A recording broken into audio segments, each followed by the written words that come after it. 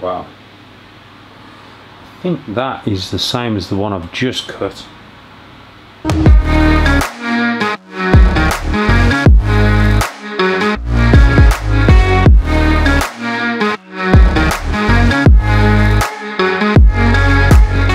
Everyone, it's Gavin from Balls to You, and in this video there's going to be a few updates before we go into the egg cutting video. So a couple of things. As you can see, incubator number 2 is up and running. I've had a wave of eggs come in. I know I say fail to prepare, prepared to fail, and that's kind of almost what happened. But what's happened before in the past, one incubator has been enough. You know, pretty much as a clutch has come in, it's sort of staggered, so pretty much, you know, a clutch goes in normally 30 days later, another clutch goes in, and then another 30 days later another clutch goes in, so it kind of staggers the clutches coming in and out. That didn't happen this season, which it's not a bad problem to have, but it's still a problem nonetheless. So I'd just like to give a massive thanks to Alan over at No Limit Morphs for getting in touch with me just at the perfect time and hooking me up with this incubator behind me. If you want to contact Alan, you can follow him on Instagram, and that's No Limit Morphs. He's a great guy. Give him a follow, guys. Show him some support. So I managed to get all the incubator, number 2 incubator set up and running, and I want to discuss a little bit about incubation and incubators as such.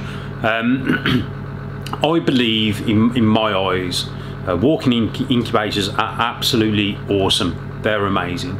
My only fear, and I got this from Ben Rennick back in the day, Ben used to have multiple incubators, because the way he said it was, if one incubator goes down, then he's still got the other incubators which are working, and he's not lost his whole, you know, whole number of clutches, or, you know, a lot of clutches.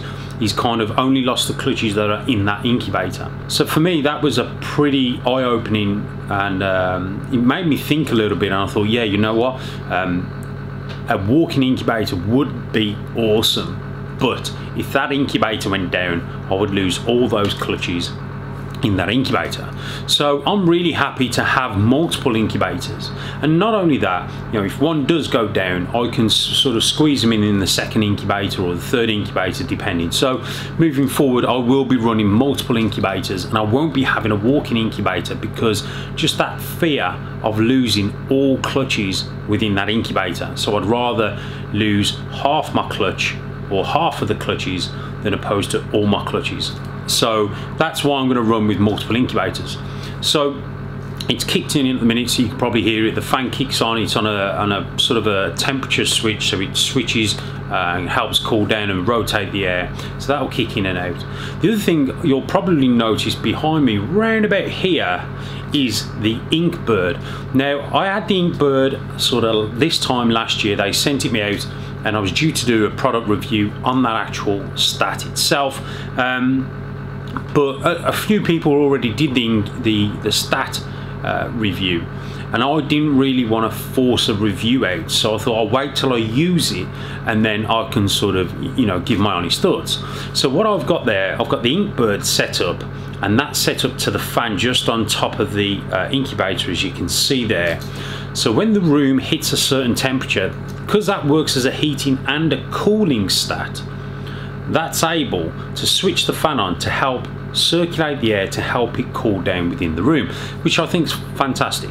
It does link up to the Wi-Fi as well, so if I'm out and about and I wanted to see what the HQ was running at, I could just click on the app and it will tell me what the room's running at. So that's a pretty good thing as well. So I'm giving that a whirl. It seems to be working very well. I'm very happy with it at the moment. I'll keep you guys posted, you know, with how I'll get on with that. This clutch, it's going to be a little bit complicated to explain, but I'll do my best. So for those out there, probably the easiest way to explain it is this is a Cryptic, or possible Cryptic, clutch. Now, the best way to explain the Cryptic gene and how I feel it works, thanks to Billy over at Mutation Creation for sort of giving me his thoughts, and he did a video on that, and I'll try and link that somewhere in the description box below. If not, get over to Billy's channel and take a look at that video. So for those who are familiar with Toffino and Candino, so a Candino and a Toffino is when you mix a toffee or a candy to an albino. The result would be one of the babies, let's say you get a visual baby, which would be a Candino or a Toffino, which is a mix of albino and toffee slash candy. That's basically how the Cryptic kind of works with clown. So when you breed a clown and a Cryptic together, and this is just giving you a base broad line, when you breed a clown and a Cryptic together, you will get what's called a Krypton, or Billy calls them a Krypton, which is quite a good name. The Krypton is a visual double het animal, so it's het for clown, het for Cryptic. This is how I understand it. The male to this clutch, the father, was, or what I thought could have been, a Cryptic, and when I did this pairing I was kind of hoping to prove him out to be a Cryptic, but then when Billy released this video it kind of made sense what male I had in the mix. So the male I got for this project was a pastel lesser Cryptic, or what I thought was a Cryptic. Since doing the pairing, we've actually found out that the male is not a Cryptic, it is a Krypton. So it is double het Cryptic clown. So I bred this male to the only female I had available at the time was a pewter female, which resulted in obviously some beautiful looking babies, but no visual form of, which I knew the female wasn't het for anything. I just wanted to prove the male out. So if the male started throwing out Cryptics, because at the time we were unsure whether it was a type of recessive or whether it's a co-dominant, if it started throwing out some weird looking babies, at least we then knew that the Cryptic would have been a co-dominant and we would have seen some babies. As it turns out, I believe, and I believe other breeders believe, it is a recessive gene, and this is one of the things with breeding ball pythons that you're never going to know until breeding takes place. And you don't just do one breeding, you do multiple breedings to prove out something is either one way or another. So I believe the father to this clutch is actually a pastel lesser Krypton. So it's double het clown Cryptic. So as a result of that breeding, all the babies that you guys are going to see are either going to be het clown or het Cryptic. There's, as far as I'm aware, there is no visible markers. So so you could say 50% of the clutch is het clown, 50% is het Cryptic. Can't be either or unless you're breeding a clown to a Cryptic to produce a Krypton. Hope this kind of makes sense. Kind of confuses me sometimes. So just quickly recap, a Krypton is exactly like a Toffino or a Candino. A Krypton is double het for clown and Cryptic, but it shows in a visual form, a bit like a toffee, a Toffino and a Candino. Half of it is albino, half of it is toffee or candy, depending on what line you're using. And again, you breed that to a normal, you're going to produce 50% of the clutch will be het albino, 50% of the clutch will be het toffee slash candy, but you're just not going to be able to tell the difference. So I hope this makes sense. I hope this kind of doesn't fry your brains, but this is the part of the hobby which I really enjoy, learning new things, and believe it or not, I love being proven wrong, because we don't have the answers. And you know what's very interesting in this hobby is it's almost like we're genetic engineers, if you like. You know, we're learning as we go. So anyway, I'm going to put up and shut up.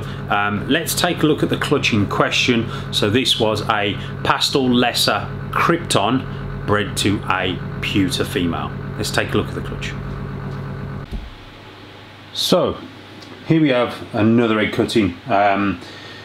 These eggs were loose, hence why they are on the Herp Exotic hatch trays, and the long and short of it is I can feel the babies pushing back on the eggs, so I know that they're ready to cut. They're due to hatch tomorrow, but normally they hatch a few days before with me, so I just want to get these assisted and open up, and let's see exactly what's going on.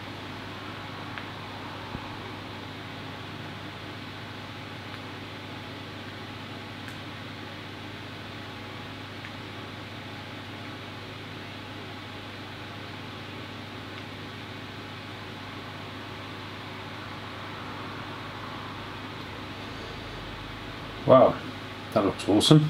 Straight at the gate, that looks like some sort of super pastel, probably super pastel lesser. And these eggs are pretty big, to be fair.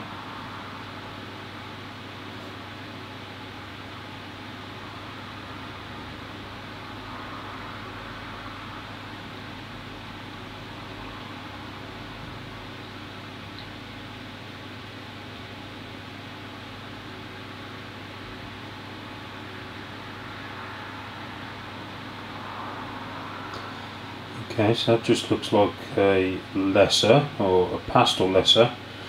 I've just hit a vein on that. It's nothing to worry about for those who are new to the channel. If you do hit a vein or you see a bit of blood, it's nothing to worry about. It's just simple. The veins on the top half of the egg, they're no longer needed. So you do catch them every now and again. It won't hurt the snake. It doesn't do anything at all. I know there are a few people out there who do panic when they do hit a vein, but trust me guys, I've been doing it long enough. It doesn't affect the snake in any shape or form.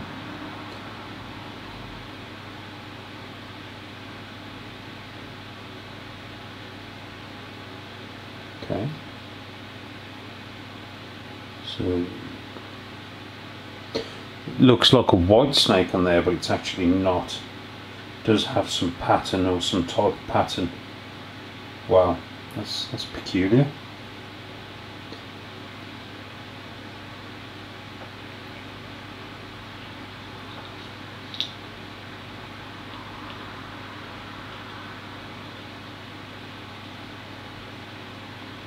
Wow, I think that is the same as the one I've just cut. So potentially a black pastel, lesser pastel maybe.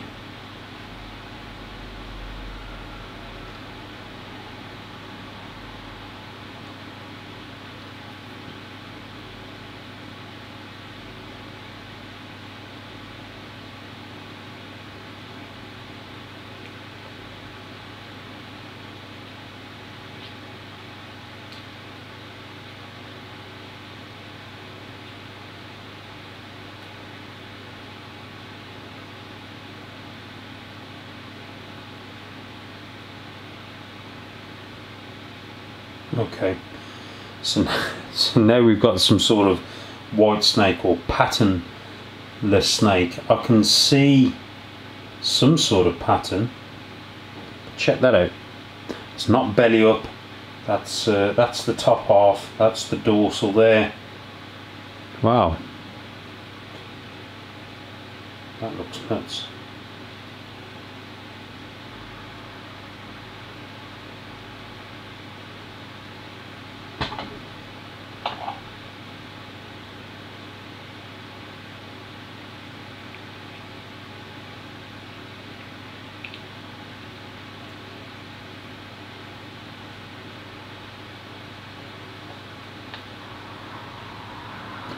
Okay, that looks like some sort of black pastel combo. So I can safely say the mom is a black pastel. That's a big egg. It's not twins. It's going to be a big baby.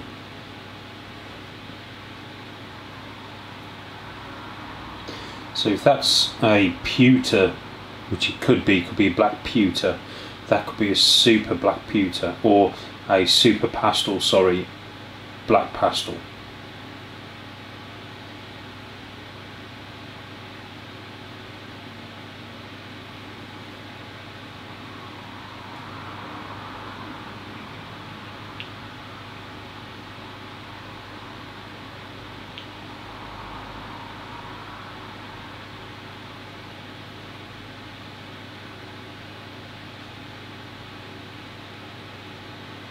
And again, this one looks the same as this one, so we'll see as soon as it comes out of the egg. So thinking about it, this one here could be a silver streak, silver bullet, depending on whether you use cinnamon or black pastel. This one here could be a silver streak or a silver bullet lesser. So super pastel, lesser black pastel. And then obviously you've got a little lesser over here. This looks like a black pastel lesser, or yeah, black pastel lesser. This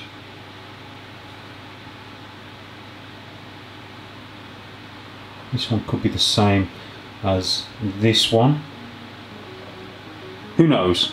Who knows? So we've got a fair idea, but we'll have a look at these once they come out of the egg. Okay, so stay tuned.